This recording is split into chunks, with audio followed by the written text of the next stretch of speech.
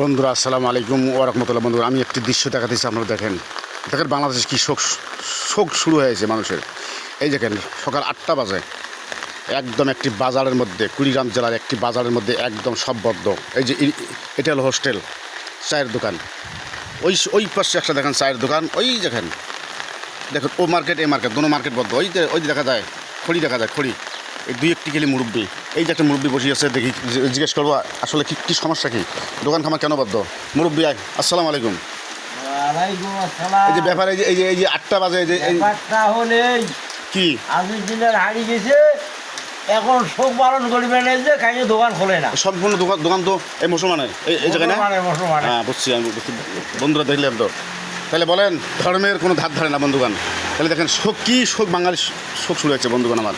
তাইলে ধর্মের কোনো ধার ধারে না, ওই আল্লাহ ধর্মের কোনো ধার ধারে না, পিতা মাতার ধার ধারে না, আর্জেন্টিনার নিয়ে ব্যস্ত রে বাঙালি, সামনে এগিয়ে যাইবে কেমনে ভাইরে। বন্ধুরা দেখেন পিতা মাতার ধার ধারে না, ধর্মের কোনো ধার নাই, অথচ দেখেন আজকে সম্পূর্ণ দোকান মুসলমানের আজ অবস্থা দেখেন বন্ধুরা আমার। তাহলে বলেন তাহলে কী শোক আর্জেন্টিনা নিয়ে বাঙালি, আজ কী ইতিহাস হয়েছে। অনেক মুরব্বীরা আসতেছে আর ঘুরি ঘুরি যাইতেছে বন্ধুরা। এই হলো আমার বাঙালির আজকে ঐতিহ্য।